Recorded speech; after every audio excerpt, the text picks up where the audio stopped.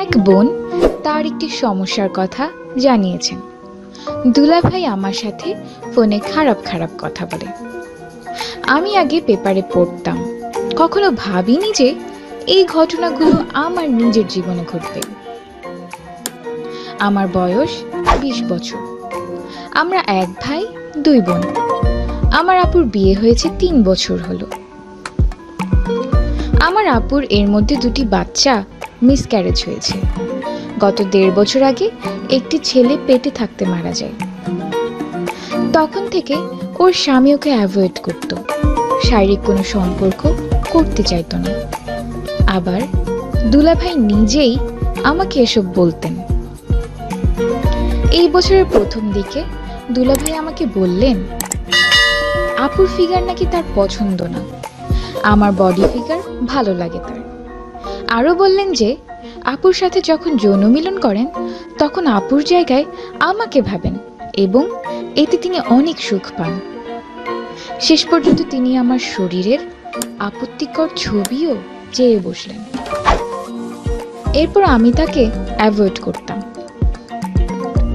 যাই হোক, আপু যখন আবার প্রেগনেন্ট হলো তখন উনি আমাকে আবারও বললেন যে ছবি কখন দিব। আমি বললাম আপনি না হজ করলেন, তাহলে এসব কি ধরনের কথা বলেন। এরপর উনি অনেকভাবে আমার সাথে ফোনে আপত্তিকর কথা বলতে চাইলেন। আমিও একটা ভুল করলাম, ফোনে না হলেও চ্যাটে তার সাথে যৌনতা বিষয়ক কথাবার্তা বলেছি। তার সাথে যৌন সম্পর্ক স্থাপন বিষয়ক নানা ধরনের খারাপ কথা বলেছি। এই ভেবে বলেছি যেন আপুকে ফেলে তার অন্য কারো দিকে চোখ না যায়। আমার দুলাভাই আমাকে অনেক কথা শেয়ার করে, মানে উনার আর আপুর ঝগড়া হলে আমাকে বলে, আমি আপুকে আমার মতো করে বুঝিয়ে মিটমাট করে দেই। এভাবেই চলছে।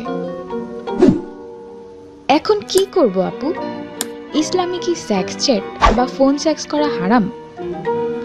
আমি কিভাবে ওনাকে অ্যাভয়েড করব? দেখো আপু, এই অল্প বয়সে তুমি অসম্ভব বাজে একটা নোংরামিতে জড়িয়ে গিয়েছো। এত বাজে নোংরামি যে এটার জন্য কেবল তোমাকে নয়, তোমার বোনকেও অনেক বড় মাশুল দিতে হবে। তুমি কি নিজে একবারও ভেবে দেখেছো নাকি যে তুমি কত ভয়ানক একটা অন্যায় করছো? নিজের বোনকে কি মারাত্মকভাবে ঠকাচ্ছ তুমি, সেটা কি একবারও মাথায় আসছে না তোমার? তোমার শেষ কথা থেকেই শুরু করছি। অবশ্যই ইসলাম ধর্মে এই সকল কাজ হারাম। লোকটা তোমার আপুর স্বামী, তার সাথে এমন নোংরামিতে জড়ানোর আগে একবারও কি বোনের কথা মাথায় এলো না? সে যদি আপুকে ছেড়ে অন্য মেয়ের কাছে যেতে চায়, যাক, তোমার বোনের জীবনটা বেঁচে যাবে। তুমি ভাবছো কি সেই লোক তোমাকে ভালোবাসে, তোমার আপুকে ভালোবাসে? একেবারেই না। সে পৃথিবীর কোনো নারীকেই ভালোবাসে না। তার কাছে নারী মানে কেবল একটা যৌনপূর্ণ। যে লোক তোমাকে এটা পর্যন্ত বলেছে যে তোমার আপুর সাথে যৌন সম্পর্কের সময় সে তোমার কথা ভাবে, আমি বুঝতে পারছি না তার সাথে তুমি কিভাবে সম্পর্ক রাখছো। কিভাবে বলছো যে সে তোমাকে সবকিছু শেয়ার করে? ছি! বড় বোন মায়ের মতো হয়, সেই বোনের সাথে এত বড় প্রতারণা! তুমি অবিলম্বে এই লোকের সাথে সমস্ত যোগাযোগ, সব রকমের যোগাযোগ বন্ধ রাখবে। সে তোমাকে হুমকি দেবে যে তোমাদের চ্যাট মেসেজগুলো সবাইকে দেখিয়ে দেবে। এই হুমকিতে ভয় পাবে না। দেখাতে গেলে সে আগে নিজেই ফাঁসবে, তাই সে কাউকেই দেখাবে না। আর এমনভাবে যোগাযোগ বন্ধ করো যেন সে তোমাকে দেখতেও না পায়, ফোন করতে না পারে। সে তোমাদের বাসায় এলে নিজের ঘরে দরজা আটকে থাকবে। আপাতত বোনকে কিছু বলার দরকার নেই, যেহেতু সে গর্ভবতী। কিন্তু বোনের সন্তান হবার পরও লোকটা যদি এমনই করতে থাকে, সোজা পরিষ্কার ভাষায় বোনকে সব খুলে বলবে, নিজে যা করেছো সেটা সহ।